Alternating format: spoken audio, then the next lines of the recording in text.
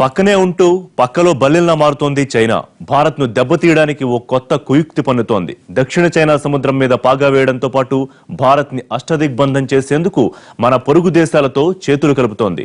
శత్రువు మిత్రులవుతారన్నట్టు పాక్లో పాగా వేస్తోంది. అసలు చైనా వ్యూహం ఏంటి? మనపై ఎలా పట్టు సాధించాలని ప్లానేసింది? భారత్కు ఆగర్భ శత్రువైన చైనా తొలినాటి నుంచి భారత్ను దెబ్బతీయటానికి పన్నని కుట్రలు లేవు, అడుగేయని దారులు లేవు, ప్రయత్నించని వ్యూహాలు లేవు. ఇన్నాళ్లు భూభాగం మీదుగానే భారత్ మీద దాడికి దిగిన చైనా ఇప్పుడు సముద్ర మార్గాల్లోనూ మనల్ని కట్టడి చేయాలని చూస్తోంది. ఇందుకోసం బాహాటంగానే అడుగులేస్తూ పక్కనే ఉన్న పాకిస్తాన్తో పావులు కదుపుతోంది. 50 ఏళ్ల కిందటే సరిహద్దుల్లో వేల చదరపు కిలోమీటర్ల మేర ఆక్రమించుకున్న చైనా ఇప్పటికీ అరుణాచల్ ప్రదేశ్, అస్సాం, సిక్కిం ప్రాంతాల్లో దురాక్రమణలకు తెగబడుతూనే ఉంది. ఎంతలా అంటే చైనా అధ్యక్షుడు షీ జిన్పింగ్ భారత్ను సందర్శించిన రోజే అరుణాచల్ ప్రదేశ్ లో చైనా సేనలు 3 కిలోమీటర్ల మేర చొచ్చుకొచ్చాయి.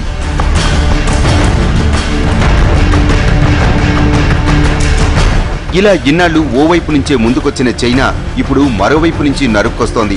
పొరుగు దేశాల్ని తన దారికి తెచ్చుకుని భారత్ను అష్టదిగ్బంధం చేసేలా అడుగులేస్తోంది. వర్తక వాణిజ్యాల ముసుగులో భారత్ మీద దాడి చేయటానికి సైనిక స్థావరాలు ఏర్పాటు చేసుకుంటోంది. హిమాలయాల మీదుగా దాడి చేయటం కష్టమని గ్రహించిన చైనా భారత్కు ఉన్న సువిశాల సముద్ర మార్గం మీద పట్టు బిగించాలని చూస్తోంది.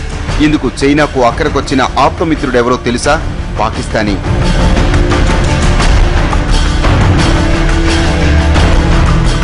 ఈ ఫోటోలో ఉన్నది గద్వార్ పోర్ట్. ఇది పాకిస్తాన్లోని అరేబియా తీరంలో పర్షియన్ గల్ఫ్ ముఖద్వారం దగ్గరుంది. అంతేకాదు ఇది ఇరాన్, ఒమన్, గల్ఫ్ దేశాలన్నింటికీ దగ్గరలో ఉన్న ఓడరేవు. ఇక్కడి నుంచి హర్మోజ్ జలసంధికి నేరుగా వెళ్లిపోవచ్చు. పశ్చిమాసియాలో చమురు నిల్వలు ఉన్న అన్ని దేశాలకు వాటి ఓడరేవులకు అతి దగ్గరలో ఉన్న రేవు పట్టణం ఇదే. అందుకే చైనా ఈ రేవు పట్టణాన్ని ఎంచుకుంది.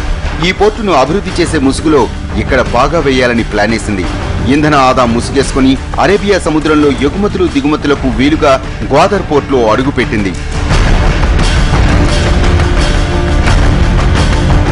గత 6 ఏళ్ల కిందటి నుంచే గ్వాదర్ పోర్టును అభివృద్ధి చేసేందుకు పాక్తో సంప్రదిస్తూనే వస్తోంది చైనా. మొత్తంగా 3 ఏళ్ల కిందట అధికారికంగా ఒప్పందం ఏర్పాటు చేసుకున్న చైనా ఇప్పుడు దాన్ని పూర్తి స్థాయిలో అమలు చేయడానికి పావులు కదుపుతోంది. చైనా దుష్ట పన్నాగానికి పాక్ కూడా అండగా నిలబడింది. గ్వాదర్ పోర్టును 30 ఏళ్ల పాటు చైనా చేతుల్లో పెట్టేసింది. ఇలా చైనా పాకిస్తాన్లో తన స్థావరాన్ని అధికారికంగా ఏర్పాటు చేసుకుంది. భవిష్యత్తులో ఈ పోర్టు గుండా వర్తక వాణిజ్యాలతో పాటు సైనిక బలగాల్ని మోహరించడానికి వీలుగా ఏకంగా చైనా నుంచి పాక్ మీదుగా రోడ్డు మార్గం కూడా నిర్మించడానికి వ్యూహరచన చేస్తోంది. అదే కానీ జరిగితే గ్వాదర్ పోర్టులో చైనా తన అత్యాధునిక క్షిపణి వ్యవస్థను మోహరించి గల్ఫ్ దేశాలతో పాటు భారత్ మీద ఎక్కడైనా దాడి చేసేందుకు గురిపెట్టే ప్రమాదం ఉంది. కేవలం భారత్ను అదుపు చేయటానికే చైనా ఇలా పాక్ సాయం తీసుకున్నదన్నది నిపుణుల మాట.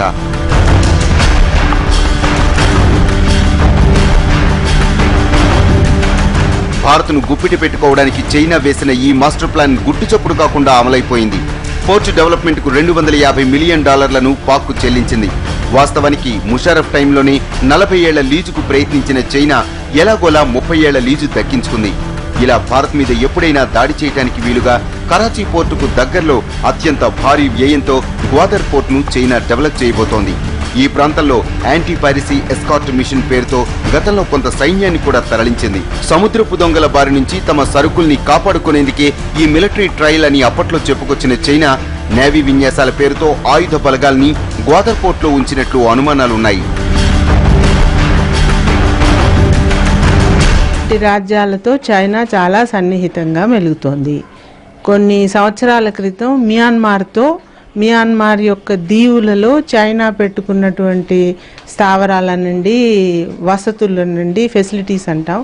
ఆ ఫెసిలిటీస్ ఎట్లాంటివంటే ట్రాకింగ్ స్టేషన్స్ పెట్టింది, శాటిలైట్ కమ్యూనికేషన్ టెక్నాలజీస్ని ఏర్పాటు చేసుకుంది. మానిటరింగ్ సిస్టమ్స్ వల్ల మన మీద నిఘా వేయటానికి చైనాకు అవకాశం. అక్కడి నుంచి మొదలయ్యి కొంత బంగ్లాదేశ్తో ప్రయత్నిస్తూ ఉంటుంది, శ్రీలంకతో అతి సన్నిహితంగా ఉండి చివరికి వాళ్ళకు ఒక పోర్టుని క్రియేట్ చేసి ఇచ్చింది.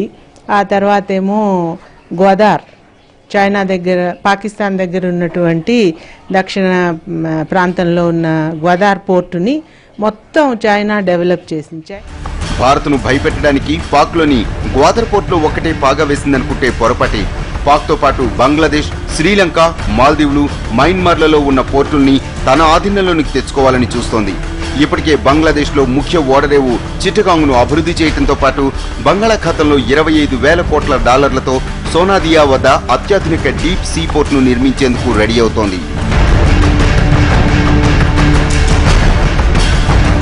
మన దేశానికి దక్షిణాగ్రాన ఉన్న శ్రీలంకలో హంబన్ టోటా పోర్ట్ను 2,000 కోట్ల రూపాయలతో డెవలప్ చేసేందుకు ప్రయత్నిస్తోంది. తూర్పు పశ్చిమ సముద్ర మార్గాలను సులువుగా కలిపేందుకు ఈ పోర్టు అనువుగా ఉంటుంది. ఈ ప్రాజెక్టులో సింహభాగం సింహళీయులదే అయినా వచ్చిన అవకాశాన్ని వదులుకోకూడదని చైనా ఇలా ముందడుగేసింది. వీటితో పాటు port and energy pipe line ప్రాజెక్టులో భాగంగా మయన్మార్లో స్విట్జే పోర్ట్ను కూడా తన ఆధీనంలోనికి తెచ్చుకోవాలని చూస్తోంది. ఇవే కాదు, మాల్దీవుల్లో ఉన్న మరావో పోర్టులోనూ కాలేసింది. దీన్ని స్ట్రింగ్ ఆఫ్ పెరల్స్ అంటారనమాట అండి. నగ మనం దిగ్బంధం చేసేసింది అనమాట అండి. అటు నేపాల్, బర్మా ద్వారా, చిట్టగాంగ్ ద్వారా, ఎయిర్ ద్వారా, దాని తర్వాత శ్రీలంకలో ఒక పట్టణాన్ని, అక్కడ కూడా నావిక, పాకిస్తాన్లో గోదావరి, ఇవన్నీ చేసేసి ఇప్పుడు హైవేస్ కూడా నిర్మిస్తుంది. కానీ ఆ ముప్పు నుంచి తప్పుకుంటానికి మనం కూడా ప్రయత్నం చేస్తున్నాం. అందుకని ఇరాన్తోనూ ఆఫ్ఘనిస్తాన్తోనూ సంధి చేసుకొని ఇరాన్లోని చబహార్ అనే నౌకా ఆశ్రయాన్ని మనం నిర్మిస్తున్నాం. సరే, ఇదంతా జలమార్గంలో సరుకుల రవాణాకే అనుకుందాం. అసలు సాగర తీరమే లేని ల్యాండ్ లాక్డ్ కంట్రీ నేపాల్లో కూడా డ్రైపోర్ట్ నిర్మాణానికి ముందుకొచ్చింది. టిబెట్ సరిహద్దులో లాచ్రా వద్ద 700 కోట్లతో డ్రైపోర్ట్ నిర్మించేందుకు ప్రణాళికలు రూపొందించింది. అంటే భారత్ను అన్ని వైపుల నుంచి గురిపెట్టడానికే ఈ పోర్టులతో కుట్రలు పన్నుతోందన్న విషయం విస్పష్టంగా తెలుస్తోంది. స్టోరీ బోర్డులో మరో షార్ట్ బ్రేక్.